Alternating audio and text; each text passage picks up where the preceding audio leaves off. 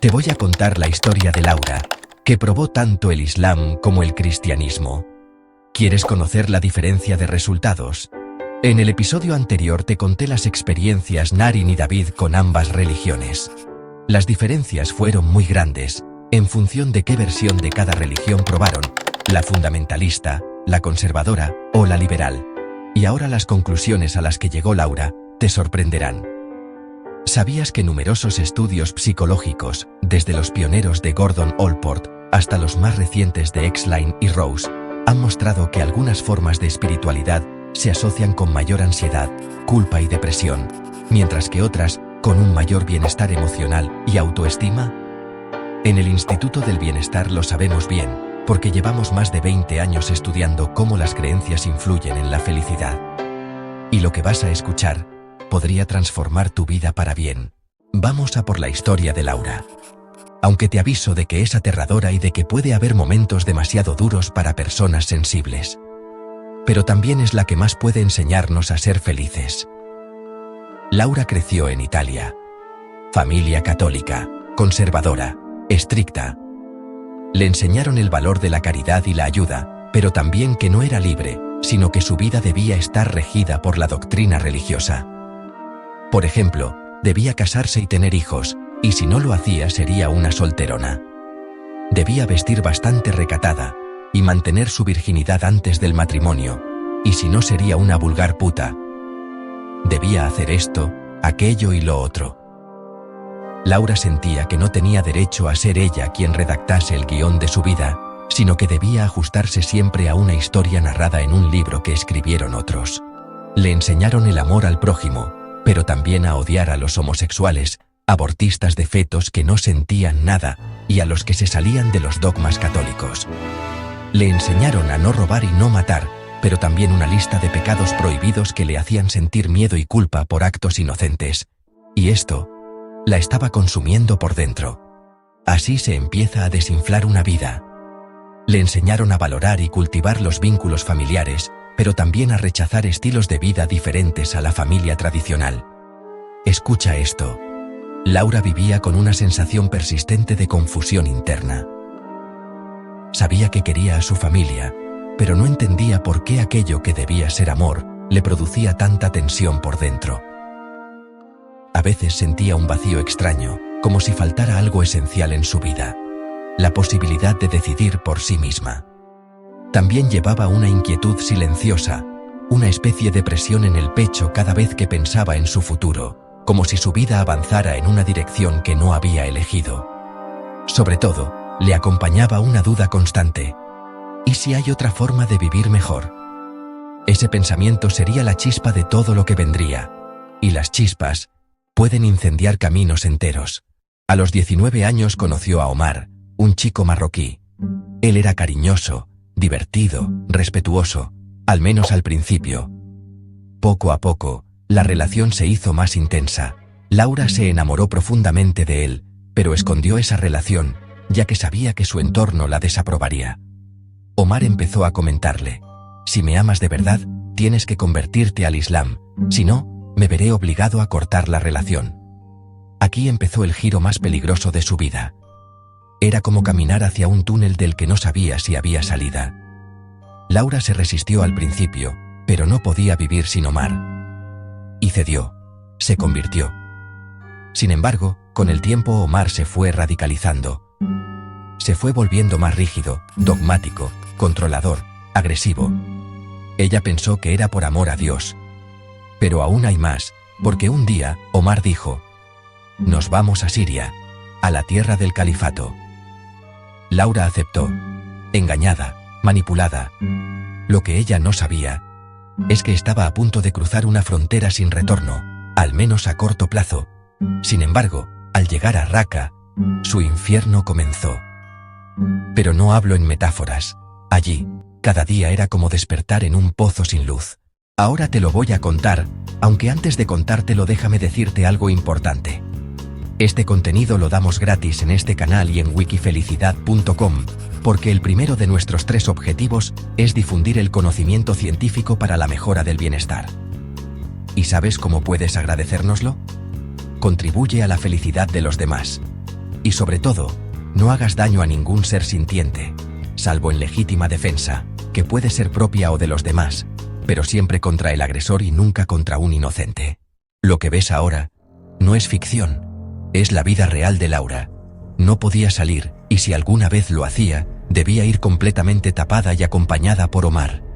No podía hablar, no podía mirar a los ojos a un hombre, no podía negarse en nada a su marido, ni siquiera a tener sexo cuando a ella no le apetecía. Tenía que obedecerle en todo. Imagina esto un segundo. Pero lo peor estaba por llegar. Omar se unió a la yihad para seguir los pasos de Mahoma, el guerrero que lanzó decenas de campañas militares expansivas. Para Omar, el profeta era el modelo perfecto a seguir. Le encantaba repetir una u otra vez el versículo 474 del Corán. Que combatan en el camino de Alá, quienes cambian la vida de acá por la otra. A quien combata en el camino de Alá y sea muerto o victorioso, le daremos una magnífica recompensa. Presta atención a esto. Laura quedó confinada con otras mujeres, golpes y amenazas de Omar y de las patrullas femeninas de la policía moral de ISIS. Una de las guardias le gritó: «Ahora eres propiedad del califato». Pero eso no fue todo. Un día Omar llegó de una operación militar con una esclava sexual a la que habían capturado tras atacar una aldea, una pobre niña de 13 años. Era una niña secuestrada, una niña convertida en botín de guerra. Y Omar la violaba cada día. Laura preguntó a Omar: «¿No tienes suficiente conmigo?». Y este le respondió: «El profeta tenía varias esposas y varias esclavas sexuales. Él es el modelo a seguir».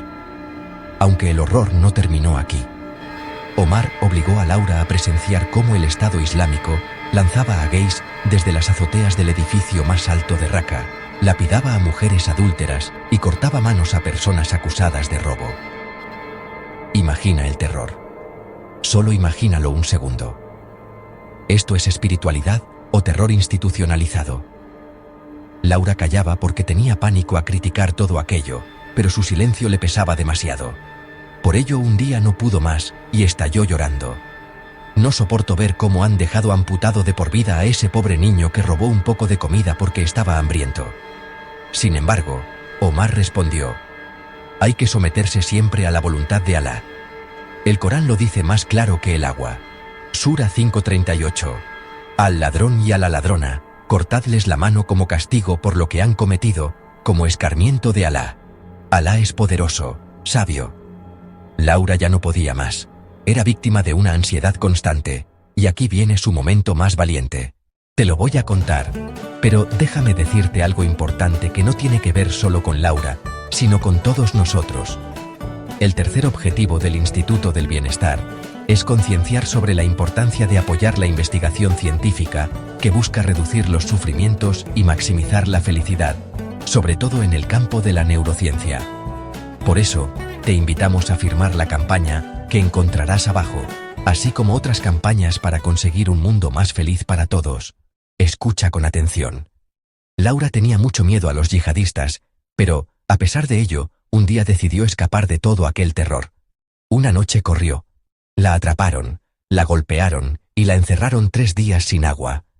No obstante, había algo de esperanza, porque los yihadistas no estaban teniendo mucho éxito en su guerra santa y estaban retrocediendo. Cuando las fuerzas democráticas sirias entraron en Raqqa, la esclava sexual corrió hacia ellas para ser liberada. Omar, en cambio, huyó de la ciudad con Laura. Al final consiguieron llegar a Fez, en Marruecos, para vivir con los padres de Omar. Allí pasaron del Islam fundamentalista a practicar un Islam conservador, el mayoritario en Marruecos. Pero incluso eso tenía un precio emocional alto. Porque en este país no se mata a los homosexuales, pero se los encarcela. Escucha esto, porque casi nadie lo cuenta.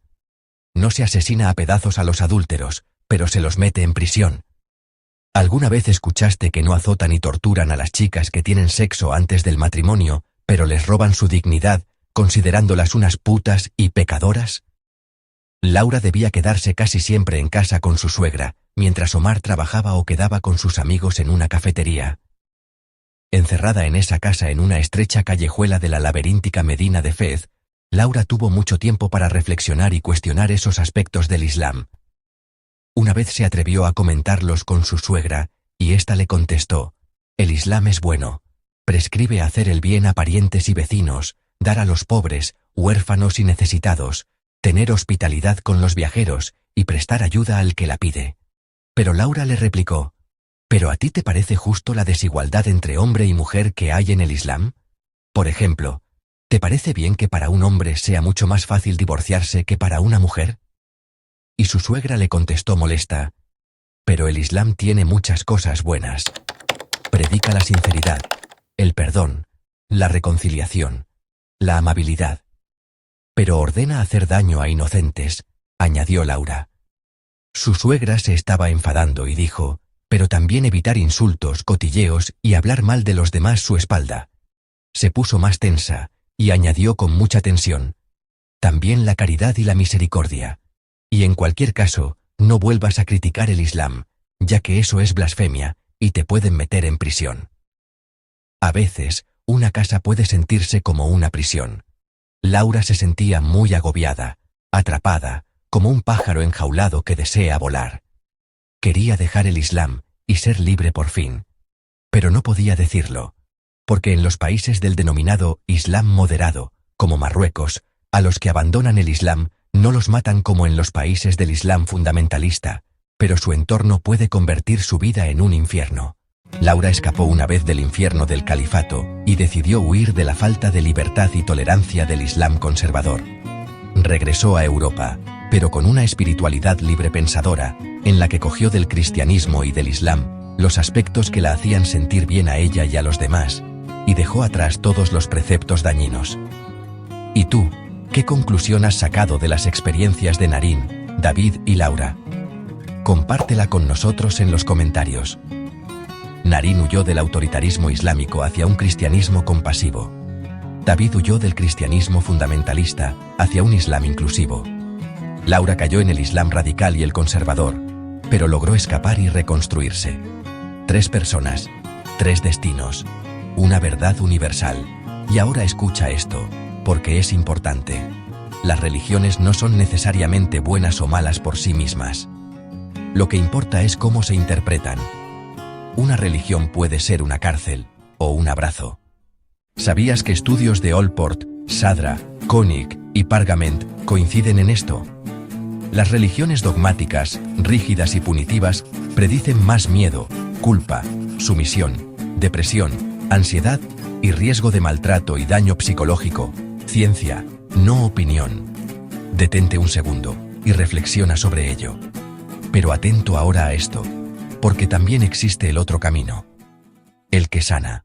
Las religiones benignas, inclusivas y compasivas predicen más calma, autoestima, resiliencia, apoyo social y felicidad. Ciencia, no opinión. Acabas de ver algo que muchos no saben. Si quieres que estos también puedan abrir los ojos y darse cuenta de esto, antes de que sea demasiado tarde, dale like a este video y compártelo con el máximo de personas. Eso los puede salvar. Hagamos algo para nadie tenga que pasar por los sufrimientos de Naren, David y Laura. Pero tú, ¿qué espiritualidad quieres para tu vida? ¿Una que dañe? ¿O una que sane? ¿Una que encadene? ¿O una que libere? Piensa en una sola creencia que hoy te hace daño a ti o a otros. Escríbela, mírala de frente, y pregúntate si merece seguir dentro de tu vida. Acabamos de hacer la comparación entre Islam y cristianismo. Sin embargo, ¿te gustaría conocer ahora a personas que probaron el cristianismo y el budismo? Pero ojo, las conclusiones son muy diferentes a las de este video. ¿Por qué? Porque en las enseñanzas de Buda no hay preceptos que ordenen o permitan dañar a inocentes. Lo que descubrieron te sorprenderá. Ahora te lo revelaré, pero antes suscríbete para no perderte otros videos como este. Y accede a mucha información y cursos gratuitos en wikifelicidad.com e institutodelbienestar.com. Haz clic en el vídeo de la pantalla para descubrir la comparación entre cristianismo y budismo. Pero no te olvides de ayudarnos con nuestra misión, construir un mundo más feliz. Ayúdanos a alcanzar nuestros 3 objetivos: divulgar el conocimiento científico sobre la mejora de la felicidad, convencer para que no dañen a ningún ser sintiente y concienciar sobre la importancia de invertir en investigación científica para la optimización del bienestar. Y recuerda, la religiosidad que causa daño a inocentes crea infiernos. Nunca lo olvides. Pero la que predica la bondad y la orientación a la felicidad pueden crear un paraíso terrenal.